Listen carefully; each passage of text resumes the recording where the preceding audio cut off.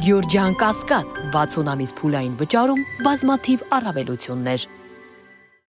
Կառավարություն ձևավորելու համար ազգային ժողովում կայուն մեծամասնություն պատգամավորների ընդհանուր թվի շուրջ 54% ունենալու պահանջը չի լինի նոր սահմանադրության նախագծում, որն իշխանությունները նախատեսում են ժողովրդի դատին հանձնել եկող տարվա խորհրդարանական ընտրություններից հետո։ Սահմանադրական բարեփոխումների խորհուրդն է որոշել, սա նշանակում է, որ եթե ընտրությունների արդյունքում որևէ քաղաքական ուժ համապատասխան թվով մանդատներ չունենա այս դահլիճում, միաժամանակ խորհրդարան անցած մեկ այլ թիմի հետ կոալիցիա չկազմի, ապա ոչ թե առավելագույն ձայներ ստացածները կգնան երկրորդ փուլ, այլ մասնակից բոլոր քաղաքական թիմերը, առանց որևէ առավելության։ Ասել է, թե գործընթացը կսկսվի 0-ից։ Արդարադատության նախարարը, ով ի պաշտոն է գլխավորում է մայրօրենքի բարեփոխումների խումբը, հիմնավորում է ժողովրդավարության ամրապնդման տեսանկյունից են այսպես ճիշտ գտել։ Նոր հնարավորություններ ստեղծելով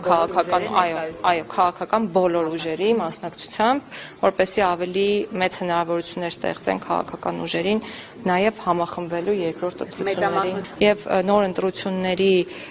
արդյունքներով, եթե կրկին չձևավորվի այդ մեծամասնական ուժը,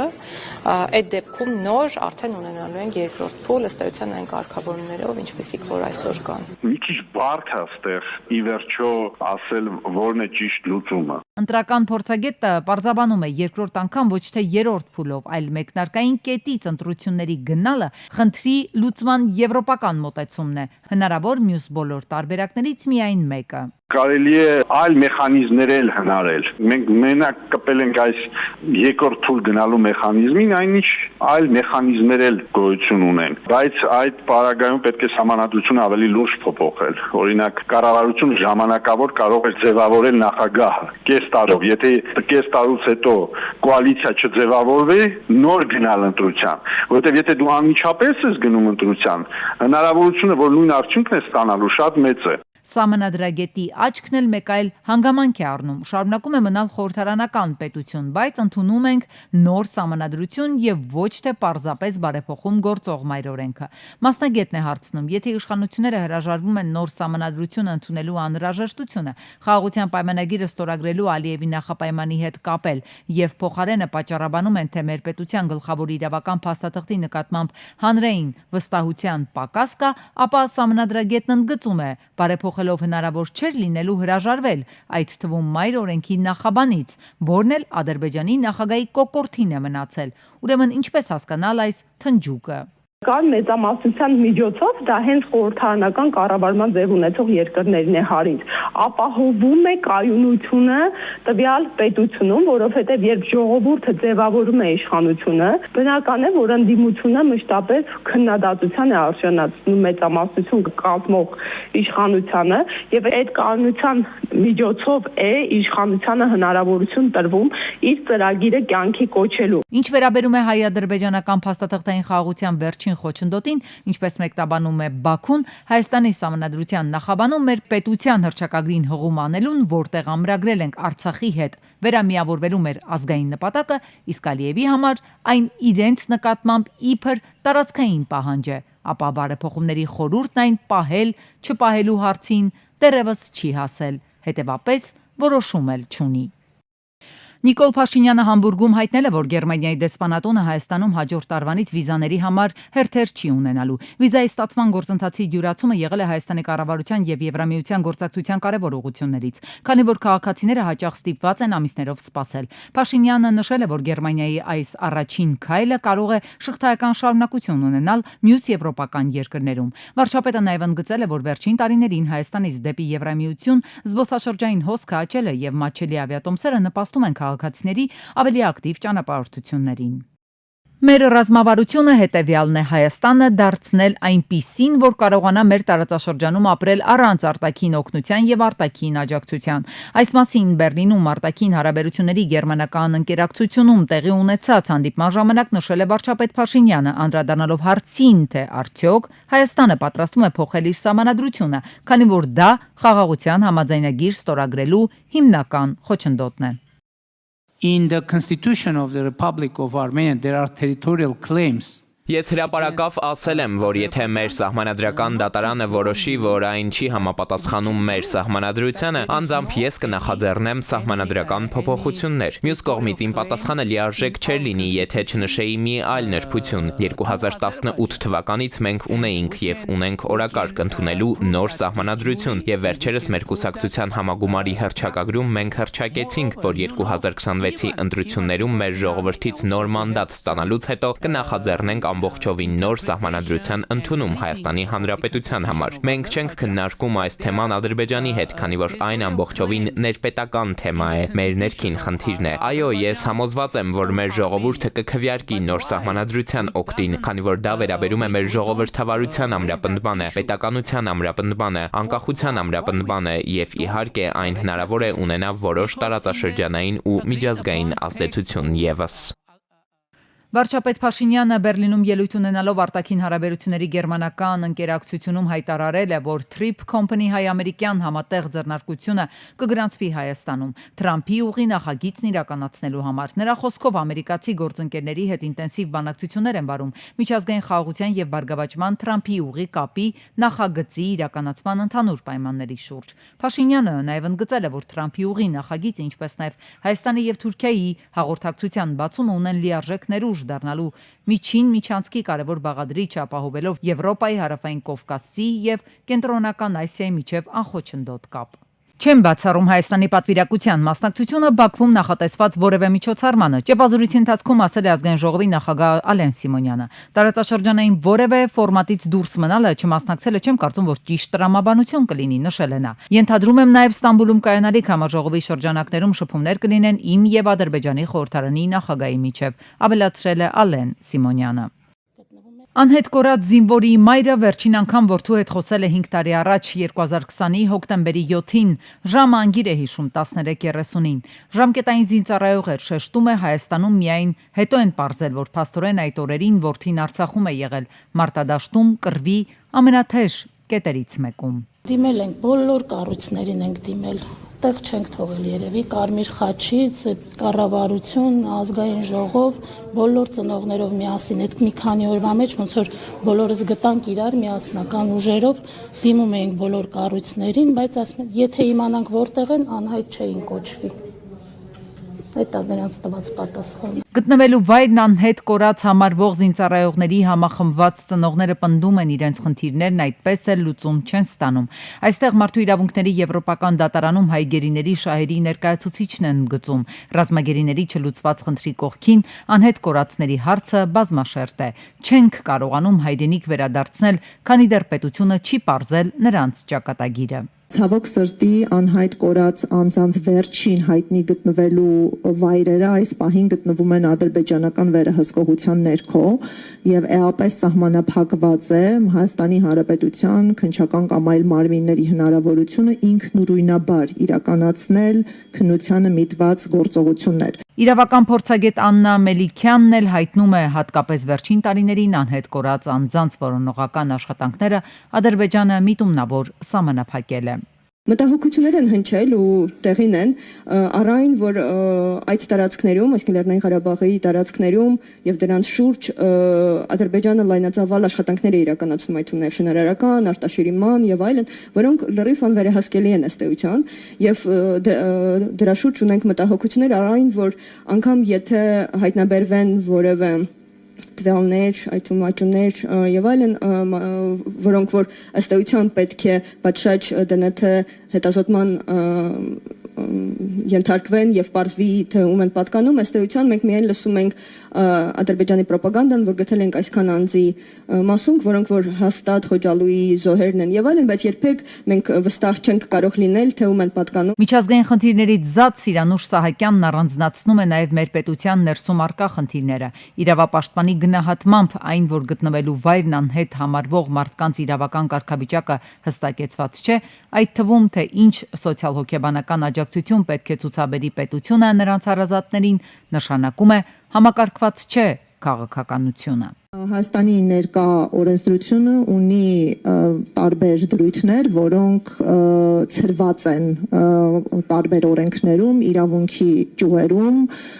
կան բազմաթիվ պատասխանատուներ, սակայն ձևավորված չէ կենտրոնական մարմին, ում պատասխանատվության եւ համակարգման ներքո այս խնդիրները պետք է լուծում ստանան։ Անհետ կորած անձանց հայտնաբերելու գործում յուրաքանչյուր օրն աշխատում է մեր դեմ, փաստեր են վերանում, բանաձևում են մասնագետներն ու հիշեցնում, վերջերս հասարակահաղական քննարկումներում էր թեզ շրջանառվում, թե հիմա արդեն 90-ականներից անհետ կորած անձանց հարցն այլևս արդիական չէ, տևական ժամանակ է անցել գտնվելու վայրը պարզելու, այլևս հնարավոր չէ, իրավապաշտպանները հարցնում են,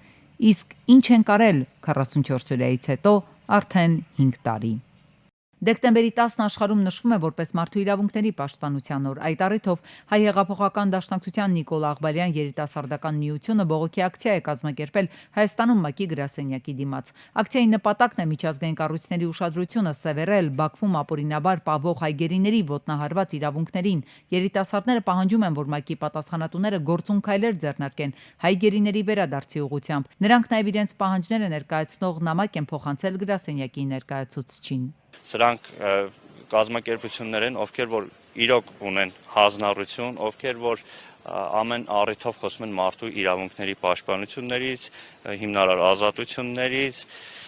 եւ կարծում եմ, որ ունեն բազմաթիվ լծակներ, որոնցով որ կարող են ճնշումներ բանեցնել Բաքվի վրա։ Սա մարդու իրավունքների խախտում է, ինչը կատարվել է հայ ռազմագերիների հետ, ովքեր գտնվում են բանտում, նրանք բանտարկված են զուտ իրենց ազգության համար, շատերը գտնվում են բանտում մի մեղքի համար, որ իրենք չեն կատարել։ Հայաստանում երեխայի ծնունդը կարելի է գրանցել առցանց հարթակ EM հարթակի միջոցով։ Ինչպես հայտնել է Արդարադատության նախարար Սրփուի Գալյանը, դրա համար անհրաժեշտ է ունենալ նույնականացման քարտ եւ նույնականանալ Ես եմ համակարգում։ Դիմումը էլեկտրոնային ստորագրելուց հետո չի փոփոխվում։ Գրանցումն ավարտելուց հետո ծննդյան վկայականը ուղարկվում է ծնողին նշած էլեկտրոնային հասցեին։ Նույն դիմումով հնարավոր է նաեւ դիմել միանվագ ծննդյան նպաստի համար։ ԿԳՄՍ նախարարի հրամանով հաստատվել է 2025-26 ուսումնական տարվա հունվարին 12-րդ դասարանի սովորողների պետական ավարտական քննությունների ժամանակացույցը։ Հունվարի 8-ին տեղի կունենա հայոց լեզու եւ գրականություն առարկայի քննությունը, հունվարի 12-ին մաթեմատիկա, 14-ին հայոց պատմություն։ Հիշեցնենք, 12-րդ դասարանում պետական ավարտական քննություններն անցկացվում են հունվարին եւ հունիսին, եւ հունվարին եւ հունիսին միասնական քննություններ հանձնած սովորողի ավարտական փաստաթղթում լրացվում է միասնական քննության ավարտական մասի ավելի բարձր դրական գնահատականը։ Երևանցիները հնարավորություն ունեն անվճար հետազոտություններ անցնել, փոխանցել են քաղաքապետարանից։ Դժվարամատչելի հետազոտությունների իրականացում ծրագրի շրջանակում քաղաքացիները կարող են անցնել հետևյալ գործիքային հետազոտությունները՝ համակարգչային շերտագրում, մագնիսառեզոնանսային տոմոգրաֆիա, կրծքագեղձի սկրինինգային հետազոտություն, ախտորոշիչ կորոնոգրաֆիա եւ սրտի անոթների ստենտավորում, աորտոկորոնար անոթների շունտավորում։ Բուժառում բժշկական փաստաթղթերի հիման վրա դիմում է ներկայացնում մեկ պատուհան, որտեղ ստուգվում է անհրաժեշտ փաստաթղթերի առկայությունը եւ դրանից հետո էլեկտրոնային ուղեգիրը ուղարկվում է համապատասխան բուժհաստատություն։ Կառավարությունը մտադրություն ունի գործատուներին բաժանելու երկու խմբի՝ բարեխիղճ ու ոչ բարեխիղճ։ Առաջին խմբում են ընդգրկվելու այն գործատուները, որոնք օրենքով սահմանված կարգով գրանցում են իրենց աշխատողներին։ Երկրորդում նրանք, ովքեր իրենց աշխատողների հետ չունեն պայմանագրեր եւ վերջինների համար չեն վճարում հարկեր։ Տարանջատելով այս երկու խումբ բիզնեսմեններին հնարավոր կլինի նաեւ ասենք պետական աջակցության ծրագրերին մասնակից դարձնել միայն բարեխիղճ ընկերություններին։ Լուրը տարածվելուց հետո կարծիքները եղան, որ նման բաժանումը կարող է կիրառվել քաղաքական ենթատեքստով։ Պետության նպատակը շատ պարզ է՝ խթանել, որ բոլոր գործատուները գրանցեն իրենց աշխատողներին եւ ապահովեն օրինական աշխատանքային հարաբերություններ։ Սա որևէ քաղաքական ենթատեքստ չունի։ Խոսքը աշխատանքի իրավունքի պաշտպանության մասին է, որը միտված է աշխատողների սոցիալական երաշխիքների ապահովմանը։ Զբաղվածության ոլորտում պետության այս մոտեցումը համահունչ է բազմաթիվ երկրների փորձին, որտեղ պետական ծրագրերն օգնել են նվազեցնել ոչ ֆորմալ զբաղվածություն։ զբաղվածությունը, այսինքն չգրանցված աշխատողների թիվը։ Օրինակ ոչ ֆորմալ զբաղվածության մակարդակը Վրաստանում վերջին տարիներին նվազել է 31.7%-ից մինչև 27.6%։ Հայաստանում 2024 թվականին ոչ ֆորմալ զբաղվածության մակարդակը կազմել է 35.3%, ինչը հստակ ցույց է տալիս, որ ոլորտում բարեփոխումների անհրաժեշտություն կա։ Հետևաբար ոլորտում պետության կողմից նախատեսվող քայլերն ուղղված են բացառապես այս խնդիրը լուծելուն։ Բայց արժեր նախ հասկանալ, թե ինչու են գործատուները խուսափում գրանցել իրենց աշխատողներին։ Չեն ուզում շատ հարկ վճարել։ Ընդունենք սա որպես առաջին պատճառ։ Իսկ եթե աշխատողը, ասենք, ինքը չի ցանկանում գրանցվել։ Ասեք մասնագիտություններ կա, օրինակ, պահանջված է գործատունը այլ ընտրանք չունի, ստիպված այդ մարդու պետքա աշխատանքում ներգրավի, բայց իրենց գրանցումը չի կարողանում անել։ Այստեղ պետք է հիշել վերջին տվյալներով Հայաստանում մի քանի 100,000 անհուսալի վարկառուների պատմությունը։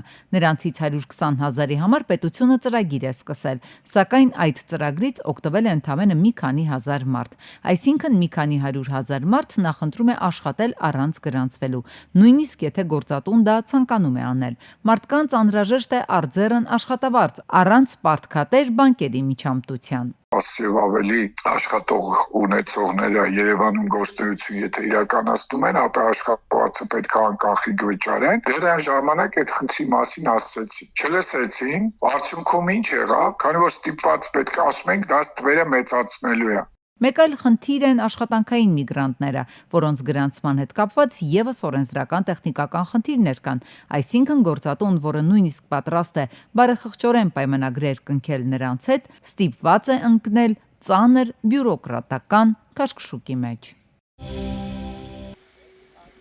Վերջապես Նոր-Նորքի Գյուրջան փողոցում հակասանիտարական վիճակը վերացված է։ Այսօր լրատվական ու Շամշյանքոմը մի քանի անգամ էին անդրադարձել այս խնդրին։ Մանկապարտեզի բակում տեղադրված դիտահորից գոյաջրերը դուրս էին գալիս, ողողում ամբողջ տարածքը։ Սենց գնում էր այն դարպասի տակից գնում հասնում էր միջև եսին որդը։ Տեսնելով, որ սա այլը տեղից չի շարժվում, Երևանի քաղաքապետարանն էր գործի անցել։ Փոխվել են դարն ապրած խողովակները, հսկայական աշխատանք է կատարվել։ Ոչ գարշահոտ կա, ոչ կեղտաջրերն են դուրս գալիս։ Մնում է մանկապարտեզը հավանաբար կանձնվի շահագործման, բայց մինչև մանկապարտեզի հանձնումը պետք էր, որպեսզի այս ամբողջ գոյուղատարերը փոխվեր, ինչը արվել է կապիտալի փոխվավ էլի։ Հիմա արդեն թե մանկապարտեզի, թե հարակից բազմաբնակարանային շենքերի, թե Սուրբ Գրիգոր Լուսավորիչ բժշկական կենտրոնի տարածքում գարշահոտություն չկա։ Դեկտեմբերի 10-ին 15-ամյա տղան օփելով դդմաշեն բնակավայրի վարչական տարածքում դուրս է եկել երթևեկելի գոտուց, մոտ 400 մետր շրջվելով հայտնվել ձորում։ 15-ամյա վարորդը տեղում մահացել է, նրա մարմինը հայտնաբերվել է մեքենայից դուրս։ Ժամանել են ոստիկանության բարեկային ծառայության Գեղարքունիքի մարզի գումարտակի պարեկները, փրկարար ծառայության Սևանի Իշեջ փրկարարական ջոկատի փրկարարները։ Հավաքվածները հայտնել են, որ 15 տարեկան տղային դեկտեմբերի 9-ից հարազատները համայնքային ոստիկանության Կոտայքի բաժնի ծառայողները որոնում էին։ Ցավալի դեպք է, չեմ կարող չասել, որ սա այս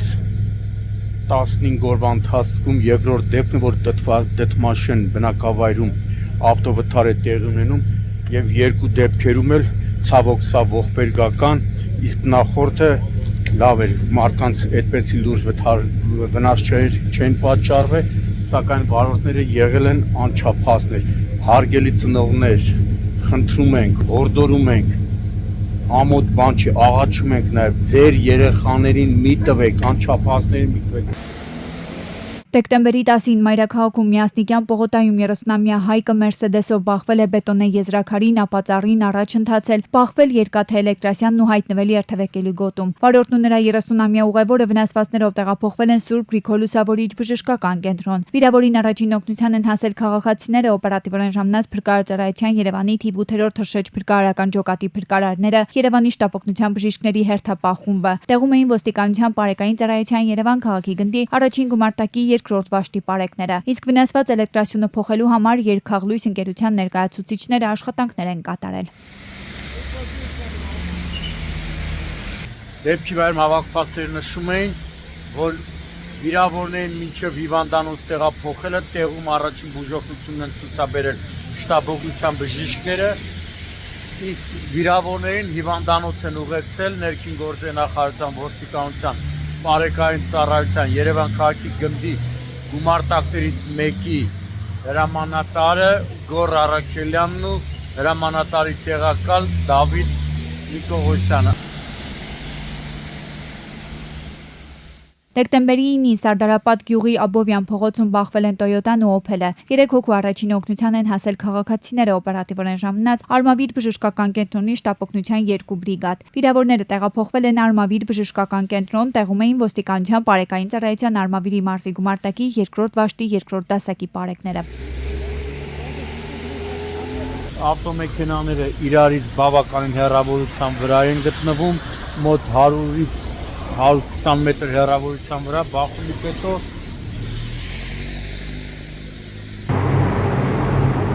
Դեկտեմբերի 9-ին Լոռու մարզում Վանաձոր Ալավերդի ճանապարհի թունելում բախվել են 34-ամյա Դավիթ Ռենոն, Վրաստանի քաղաքացու վարած մանկը ցորտիչով բեռնատարն ու 45-ամյա Նորայրի Volkswagen Vento-ն։ Օպերատիվորեն ժամանած շտաբօգնության բժիշկների հերթապահ խումբը տեղում 1 հոգու առաջին բուժօգնությունն է ցուցաբերել, սակայն նա հրաժարվել է հիվանդանոց գնալ։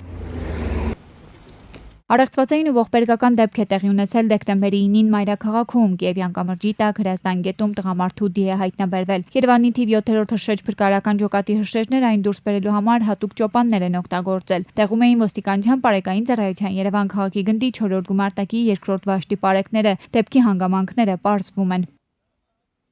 Դեպքի փաստով Մաշտոցի ոստիկանությունում փաստաթղթեր են կազմվել, որոնք փոխանցվել են Աչափնակ եւ Դավիթ Հաշյան վարչական շրջանների քննչական բաժին։